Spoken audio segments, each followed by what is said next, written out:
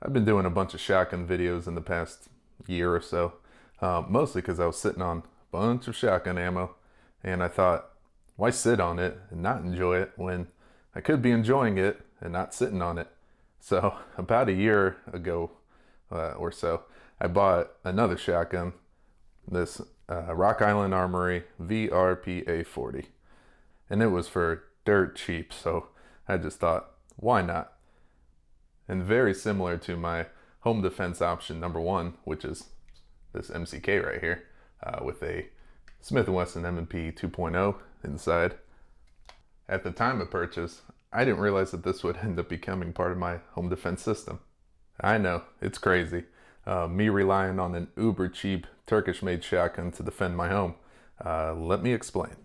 Now, the first main reason for this is its reliability, but the second main reason for using the VRP A40 in a home defense system, believe it or not, is boom, drum mag. No, just kidding. But these detachable mags. I just thought that you could have one of these stashed away in various places in your residence, even one in every room, almost like an endless supply of shot shells.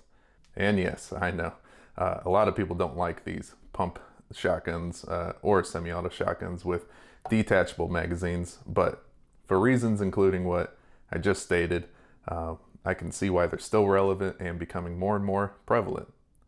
Actually, I first wanted to incorporate a pump action shotgun with a detachable magazine for home defense when the Remington 870 DM came out. So I got one right here. And it only came with one of these 6-round mags, but I thought, no big deal. I'll just get some more, and to compete with Mossberg, they're probably going to come out with higher capacity magazines. I mean, Remington is a reputable company that's been around for over 100 years. They're not going anywhere, right? Right? Yeah, so immediately after I got the 870 DM, Remington went out of business, halted production, and the mags were then and still are going for 200 to 250 bucks on eBay and Gunbroker. So that was cool. Luckily, Remington is back, so I'm really hoping someone starts making mags again for the 870 DM. But until then, I wanted to take a chance on this Turkish import. Now, this is not my first Turkish shotgun. My first one was a disaster. It fell apart beyond repair after like the first 100 rounds. But many years later, I decided to get another Turkish-made shotgun, the Rock Island Armory VR60, which I have since sold. Then I got the Panzer AR-12, which I have a video on, which I like a lot. Then I got the Winchester SXP, which actually is made in Turkey. Then also the Black Aces Tactical. Lever action shotgun right here, which I actually really like this thing a lot. It's not only looks amazing and functions really well with this lever action here, but it seems to be made really well and hasn't given me any problems yet. And then most recently, this VRP A40. And I really wanted to put this to the test by taking it out on a rainy day and dumping close to 100 rounds through it with a mixture of loads. And it rained all day long.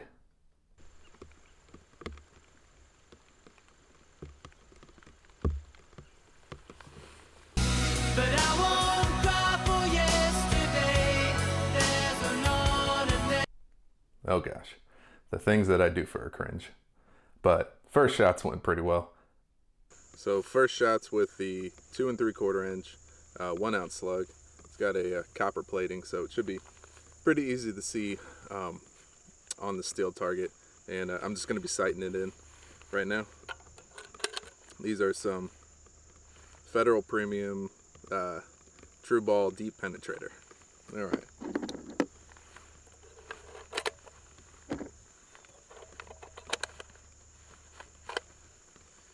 Just like any of these magazines, just takes some getting used to, but it's not really too hard to load. There we go. That's 5 right there.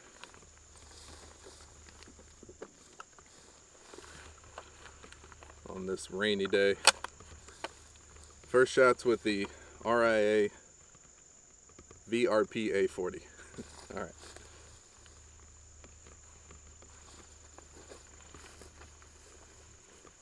And we're shooting at 25 yards.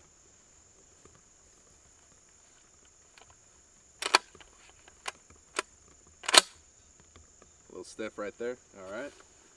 First shots, here we go.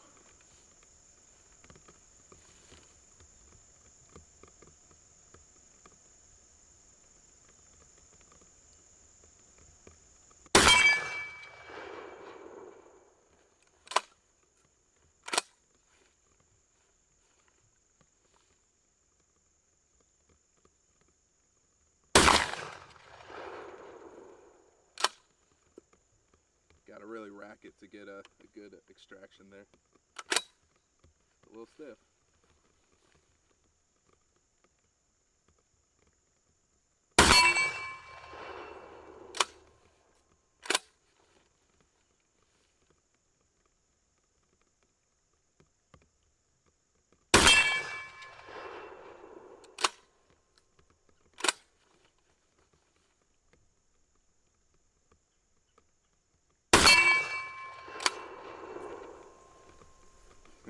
There we go.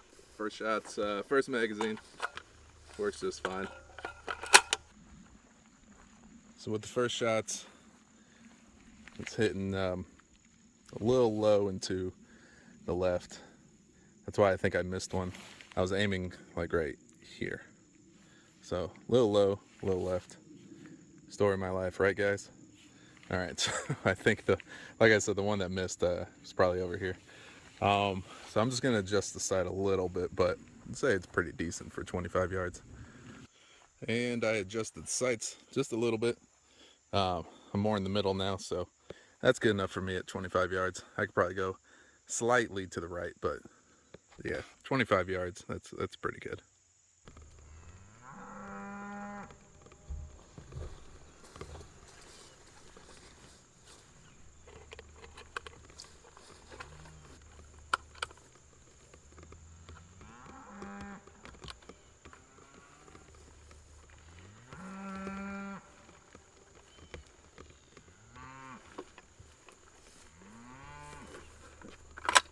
Those cows.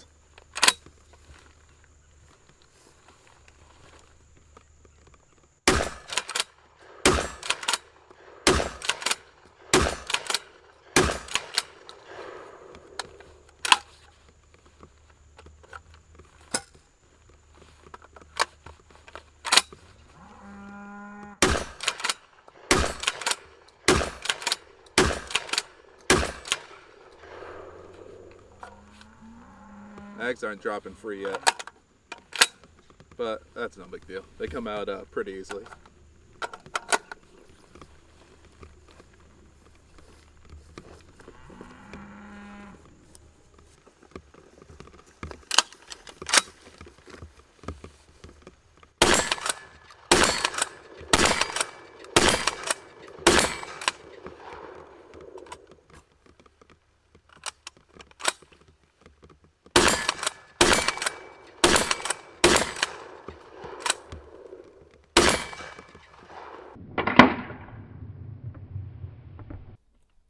So, as you saw, mag loading was pretty straightforward with these MKA 1919 magazines that have become ubiquitous for Turkish mag-fed shotguns. The mag changes were good, but not great because it's kind of a far reach for your index finger with this magazine release right here. I'll kind of demonstrate that a little bit. So if you have your grip here, you have to kind of break your grip to just reach the mag release. And you know, as you can see, here's the grip right here. It's still a couple inches away from my index finger, and I have pretty large hands. And this 20 round drum that like to fall out of my Panzer AR-12. God damn it. Stayed in the VRP A40 and worked flawlessly.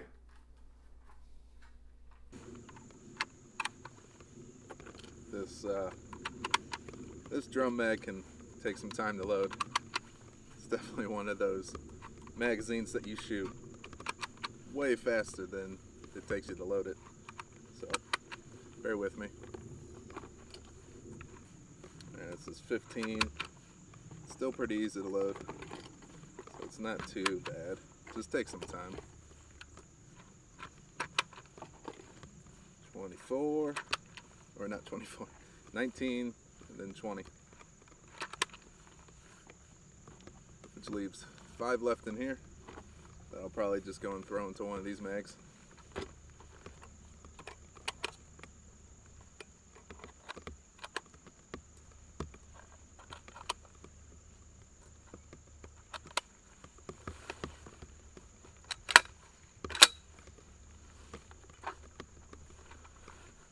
Drum mag, please.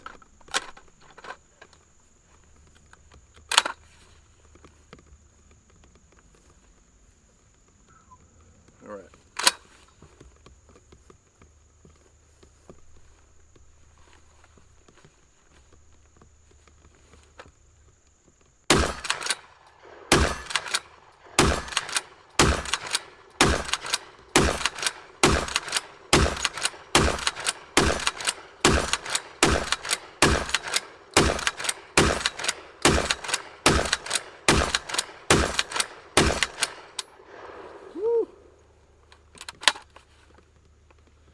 Worked pretty well.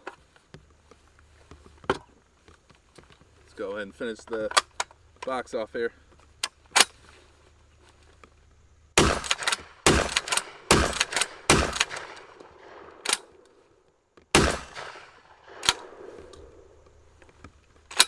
Sometimes it can be hard to tell when your last shot is.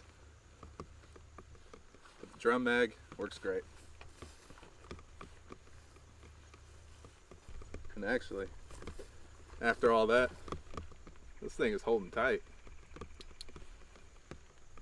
And it still works. Alright. Cheap little Monstrum flashlight right there. On sort of a Jimmy rigged mounting system onto the heat shield right here. So, holding up pretty nicely. Now, this shotgun came with 2 of the 5-round mags. These ones right here, but I already had a bunch of these MKA 1919 mags, including the drum mag, and then this 10-round mag, which I actually have 2 of these, and then a bunch of the other 5-round mags, because my Panzer AR12 came with this one over here. The main difference, as you can see, is there's little slots cut into the side of the magazine, whereas the one that came with the VRP A40 does not have the slots cut. But other than that, they're pretty much identical. Even though Panzer and Rock Island Armory are 2 different companies, but clearly they're using the same, like I said, ubiquitously available Turkish-made magazines. So these are the 5-round mags that came with my Panzer AR12. So not even the same company. This one's Rock Island Armory. These are Panzer, but they should work just fine. We're gonna go and test these out. Just shooting some bird shot.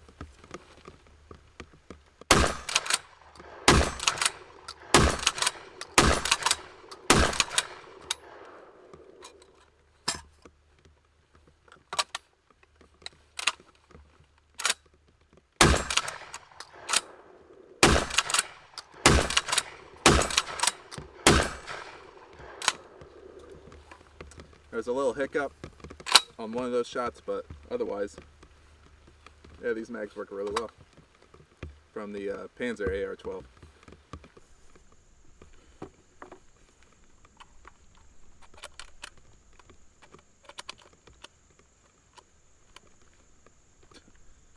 There we go.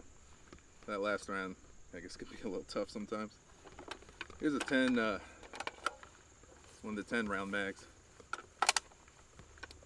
Rock Island Armory actually makes a 9-round mag, so this is not one of those. This is the 10-round, and it's loaded up with full 10 rounds. Bird shot.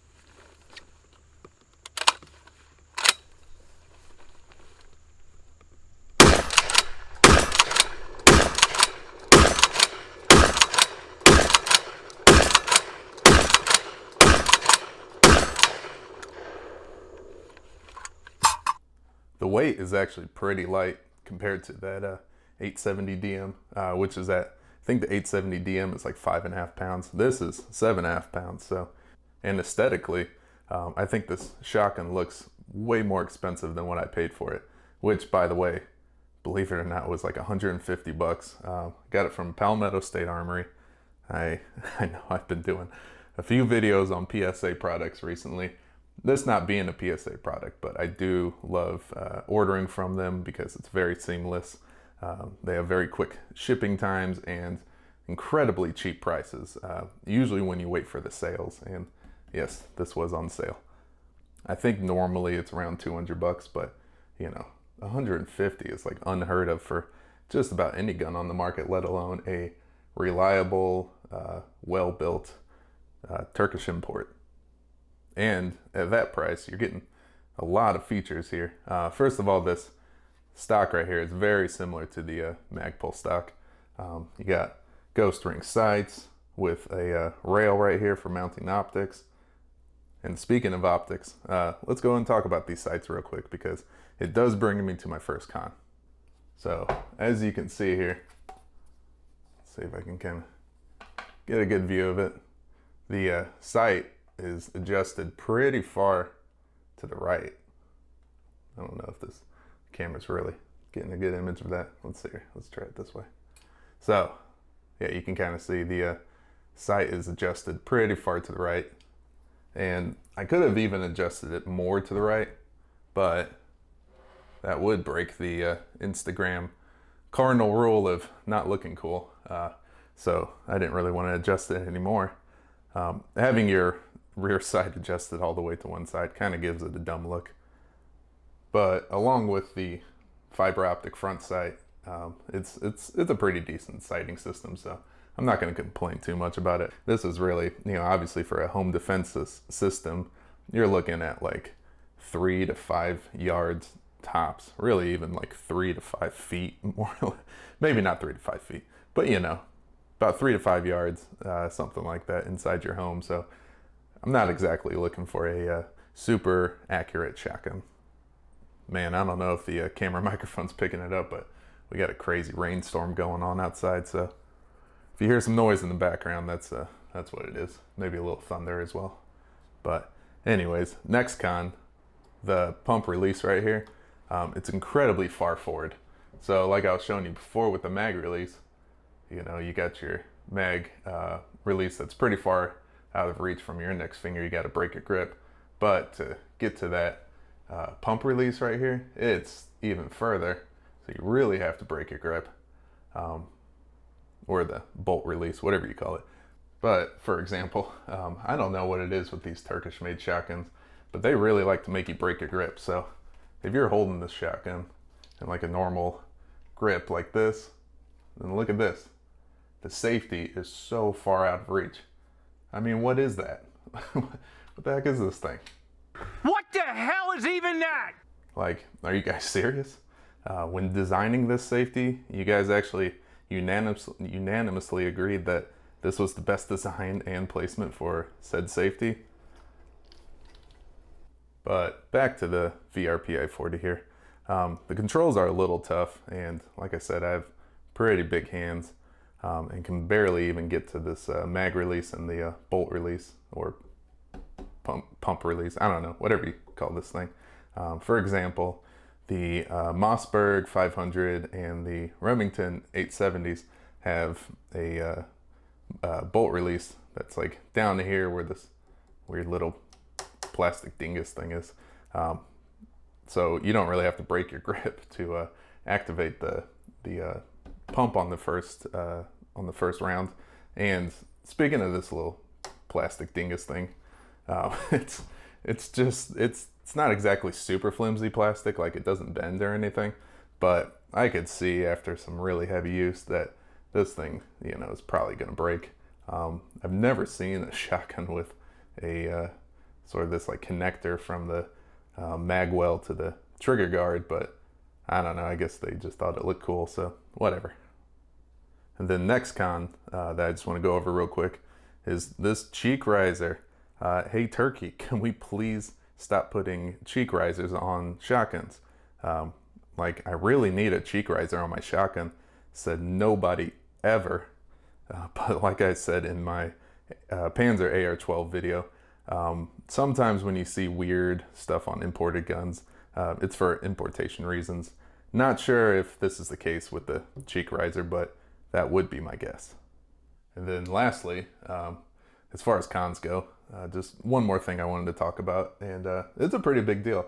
There is literally nowhere on this gun to mount a flashlight. And for something like a home defense application, you definitely need a flashlight. You want to see what you're shooting at. So a flashlight is very necessary in my book. But as you can see, no real, like, side rail or just way to mount anything. They do make mounts that like go in between the magazine tube and the barrel, but you can't really get one in with this design right here. So that leads me to this almost harebrained out of the box idea of mounting a flashlight to the heat shield here. And by the way, as far as pros go, I do like this heat shield. It does a really good job of blocking the heat. I mean, after like all day shooting, I was able to grab it like this and it didn't burn me, and I barely felt the heat coming off the barrel.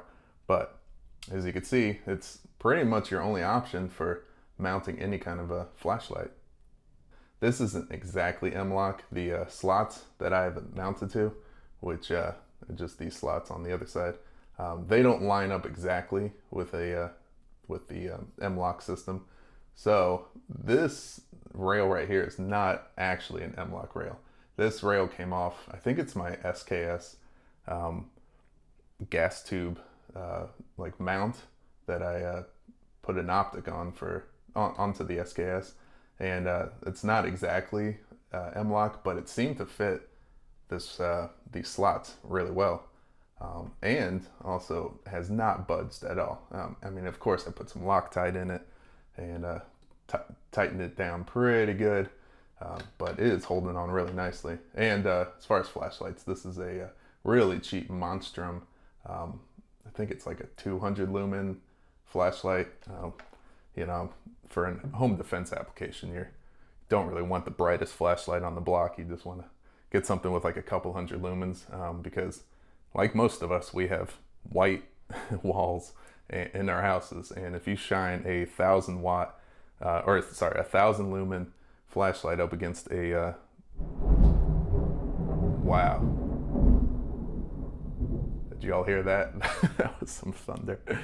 Oh man, that was pretty cool. Hopefully my lights stay on, we'll see. But this video is almost over. But anyways, like I was saying, you don't want to shine a high lumen flashlight up against a white wall, because it's just gonna, all that light's gonna bounce right back at you and blind you in the face. So something like this Monstrum 200 lumen flashlight is perfect. I really like it a lot. I mean, first of all, it was really cheap. It was like $25-$30, somewhere around there. And after shooting, well, at this point, I guess a couple hundred rounds through this, it has not, broke at all. As you can see, it's still working just fine. Just bump the camera. So, got no problems with the flashlight. However, for mounting the flashlight, I did have to kind of figure out how the heck I was going to do that. And this heat shield seems to do the trick. But like I said, you can't exactly use an M-LOK rail, but if you only have the M-LOK rail or a key mod rail or whatever, you can probably drill out one of the holes a little bit, just to kind of get it to fit this heat shield a little better. And actually, if you guys have any other ideas for mounting a flashlight, please leave it in the comments, because that's pretty much all I could come up with. Okay, so we're gonna finish off some of today's shooting with these 3-inch slugs. It's a pretty hot load, going 1,760 feet per second. And I'm gonna go and load one in here, top it off.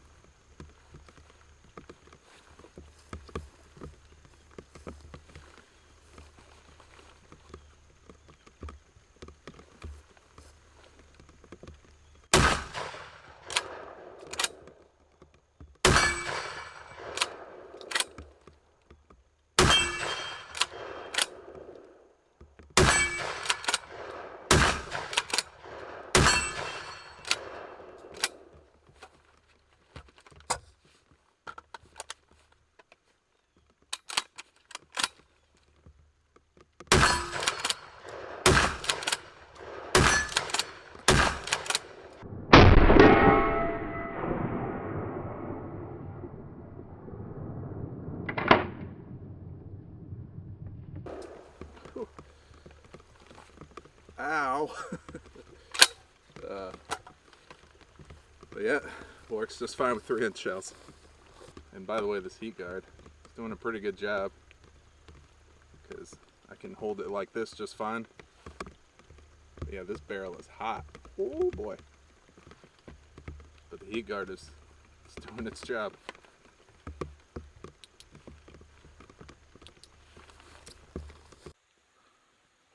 Alright, so at the end of the day shooting, this target stand is doing great. I really like how it sort of resituates itself, even though it's really leaning to the right. The steel target itself is actually pretty level. You can really see where those slugs hit. We got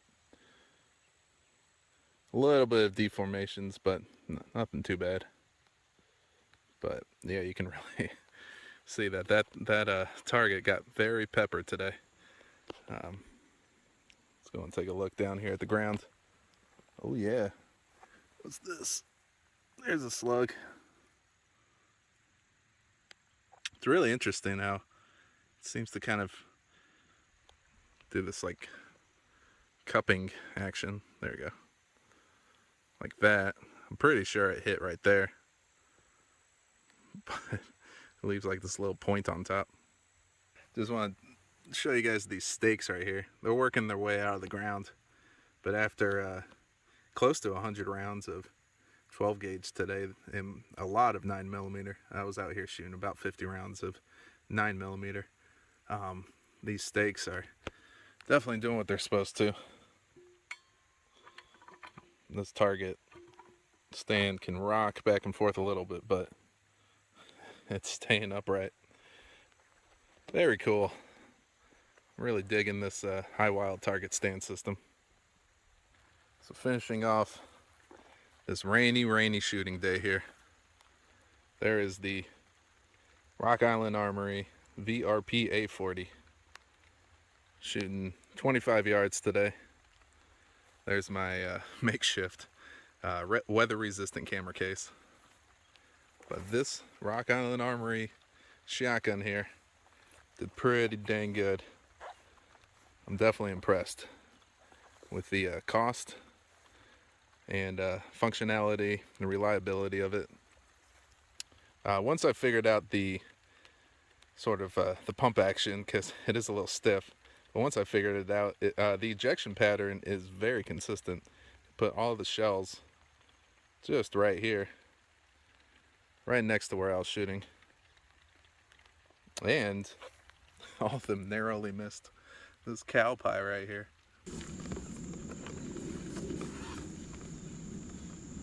And then lastly, talking about the flashlight, I was actually out filming a different video when I got a few shots in at night with this gun. It's probably difficult to see, but we're actually going to start with the shotgun real fast. Shooting some 3-inch slugs.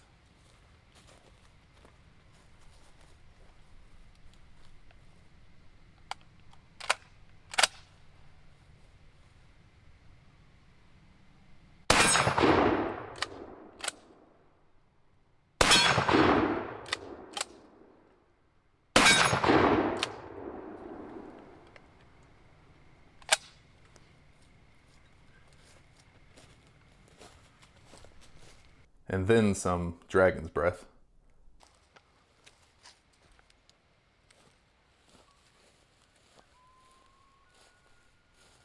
Whew. You can hear the coyotes. All right. The sun has gone down. The coyotes are out. Let's get things going. Woo, that coyote is right over there. This will probably scare them away a bit.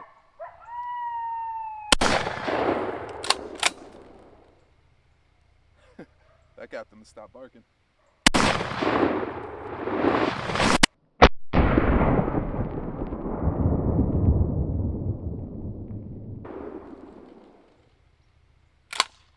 little dragon's breath. And that just about does it right there. I really like this shotgun overall. I mean, I probably wouldn't be making a video of it if I didn't like it. I'm really more into just making videos on guns that I really like, and this one is it's a fun gun. It's a good gun. It works really well with all the different MKA 1919 mags. Other than I guess adjusting the sight all the way to the right and this weird mounting system for a flashlight and the stupid cheek riser here. Besides those cons right there, I mean, I'd say it's a great gun overall. It's been 100% reliable so far. I haven't had really any problems. It was a little stiff, out of the box at first, but excuse me, but it it loosened up over time. The trigger is actually really good. It's very similar to like a Remington 870 trigger, and I do believe it is metal too. So even though the trigger guard and the mag well and various parts of this gun are plastic, the trigger is metal, so I doubt it's gonna break on me. And I don't know if the camera microphone's picking up, but there's a lot of thunder out there. So maybe that would be a good note to end on. So I don't know if that's a bad sign or not when I'm praising this gun. I got lightning and thunder outside every time I say, hey, this gun is great. There's a little thunder outside. So anyways, let's just end it right there. But yeah, if you guys see this in stock, even at like $200, I mean, I recommend it. Go ahead and pick it up. If you want a cheap shotgun, just something to play around with, or even something to use in a serious like home defense situation, I can't really recommend this enough. You shoot it enough, it's going to loosen up. You also are going to get probably pretty familiar with the controls, even though things like the mag release and the bolt release are kind of out of reach. But just like anything, you get some practice in with this gun and you should be just fine.